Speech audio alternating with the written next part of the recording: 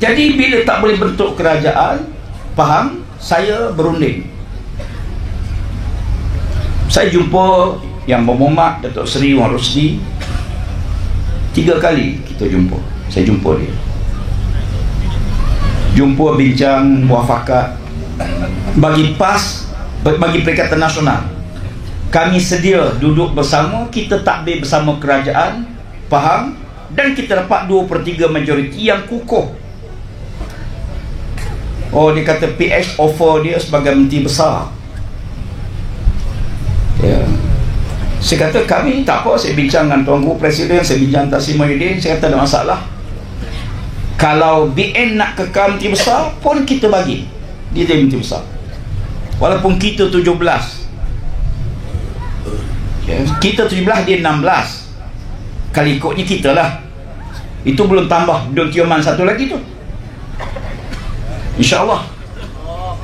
Waktu runding 17-16. Kata apalah, kita boleh kekalkan dia sebagai menteri besar.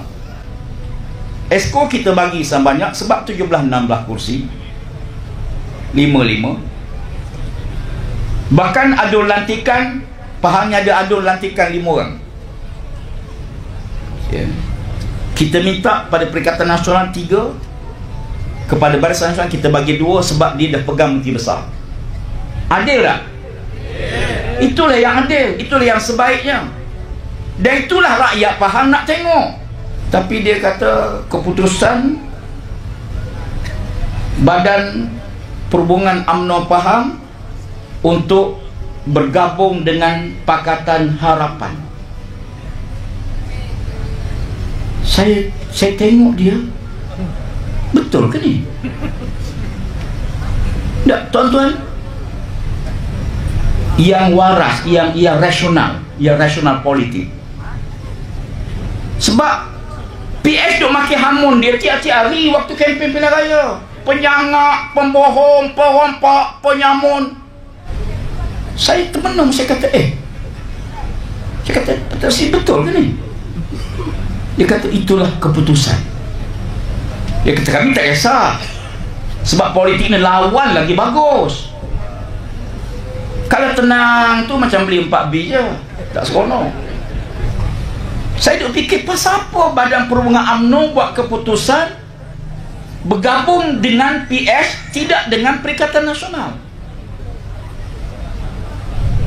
Saya tengok, oh rupanya sebahagian ahli mesyuarat tu yang baru kalah dengan calon PAS. Tuanku minta kalau boleh cari jalan tengah lah untuk tengok faham sebagai model. Dia bagi formula bagaimana kalau 4-4-2, 4 Perikatan Nasional, 4 Barisan Nasional, 2 Pakatan Harapan. Boleh tak? Saya balik bincang, kita bincang, ya. Kita rasa tak ada masalah, kita boleh bentuk, sebab kita menerajui kerajaan tersebut. Dia mari jumpa last kali, kata tuanku, dia beritahu saya dalam sebelum jumpa dengan tuanku, kami setuju dengan syarat Perikatan Nasional kita beri 1 kursi. 1 kursi. PS 2 kursi. Kami beli 17 oi. Kita menang 17 don. Dia kata boleh tapi dengan 1 kursi. Saya kata terima kasih banyaklah. Saya telah menerima panggilan telefon daripada sahabat saya mengurusi Pakatan Harapan Pahang yang telah menghubungi saya, dan beliau tahu bahawa kedudukan kita tergantung kerana tidak ada siapa pun yang mendapat majoriti mudah ataupun simple majoriti. Yang Amat Berhormat Datuk Seri Amiruddin, Pengerusi Pakatan Harapan Pahang, telah menghubungi saya. Beliau mengatakan, Tok Wan, Pakatan Harapan sedia bekerjasama tanpa syarat bagi tujuan menubuhkan kerajaan. demi kestabilan dan kemakmuran. Yang Muhammad adalah kata, lepas dah tubuh kerajaan, kita bincanglah satu dua. Dalam masa yang sama, saya juga telah dihubungi oleh Perikatan Nasional. Mereka ingin berjumpa dengan saya. Dan saya telah menyahut seruan mereka untuk berjumpa. Dan mereka datang berdua.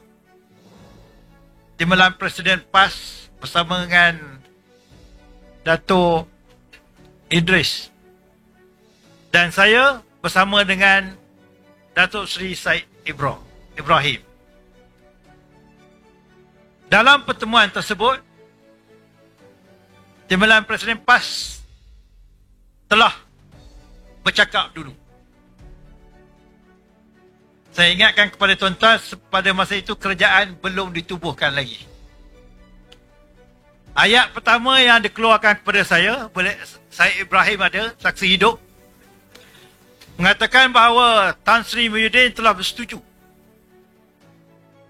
untuk melantik saya sebagai sedator dan diberi jawatan menteri penuh.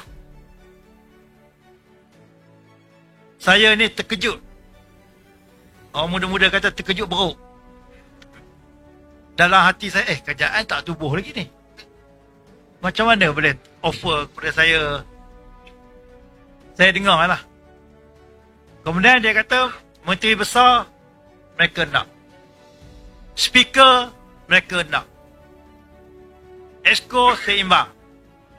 Ada dilantik 3.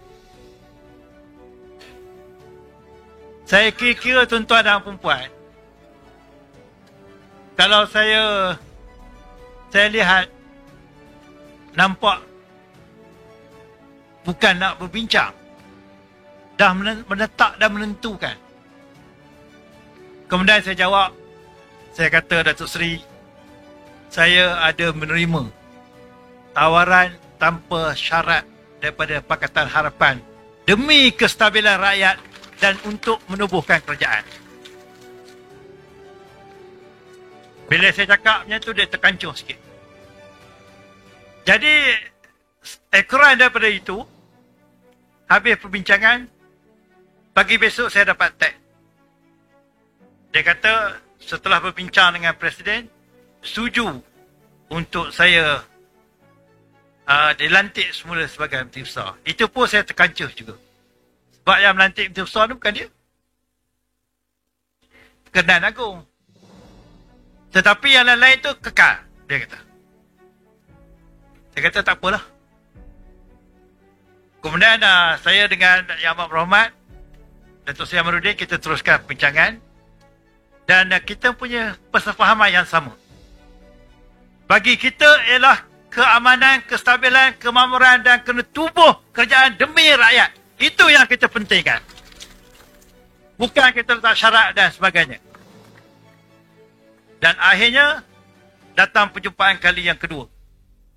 Dengan pihak belah sana. Ikatan Nasional. Masih setuju saya dijadikan Menteri Besar. Dan mereka nak speaker, ada dilantik. Dan Exco. Tuan-tuan dan perempuan, saya nak bagi tahu, saya ni bukanlah cerdik sangat, tetapi tidaklah bodoh sangat. Saya kira-kira, kalau saya setuju dengan permintaan mereka, di dalam Dewan, kita ada 42 kursi. Kalau saya setuju dengan tawaran mereka, mereka ada 22 undi yang boleh menyebabkan saya boleh tersingkir pada bila-bila masa. Sebab dia ada 22. Jadi, apa akan jadi? Kerajaan. Kita nak tubuh kerajaan, kita nak teruskan kerja kita untuk rakyat negeri Pahang. Untuk kemakmuran, kestabilan dan banyak lagi agenda kita. Bukan untuk politiking. Dan akhirnya, saya bagi tahu lagi.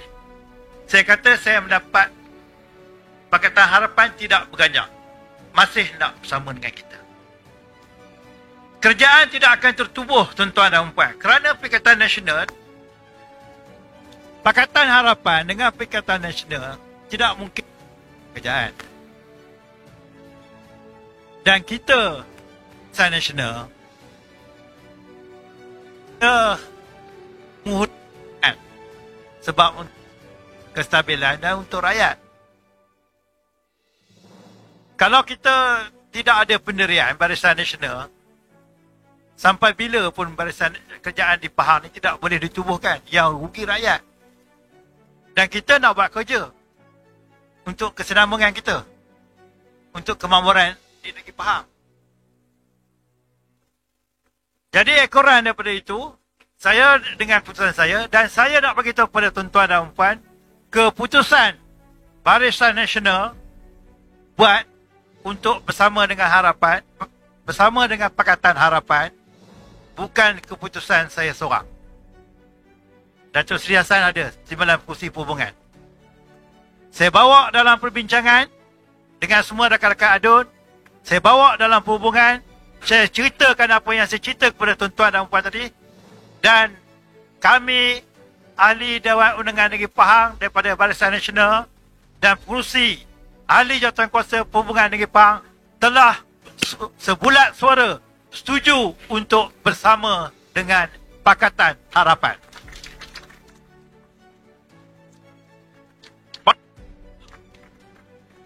Antaranya ialah sebelum mereka membentuk kerajaan, dah ada minta pejabat JKK, minta kunci balai raya, minta itu dan minta ini sebelum ditubuhkan. Jadi kami membayangkan kalau mereka menubuh kerajaan, maknanya kestabilan, kemakmuran dan keamanan itu adalah perkara kedua dan ketiga. Kita kestabilan, kemakmuran untuk rakyat. Itu adalah pilihan kita. Dan ekoran daripada itu, setelah kita berbincang, bagi tujuan untuk lebih elok, kita mencadangkan supaya mereka diberi satu kursi dalam exco bagi tujuan perpaduan. Ini kita berjiwa besar ni. Walaupun kita dah boleh bentuk kerajaan, kita masih lagi menawarkan satu kursi di dalam exco. Tetapi mereka tak nak. Mereka tak nak kan dengan usaha kita. Jadi itu adalah cerita sebenarnya. Dan tuduhan-tuduhan yang beliau katakan kenapa dengan Pakatan Harapan, kenapa tidak dengan Perikatan Nasional, saya ingat dan boleh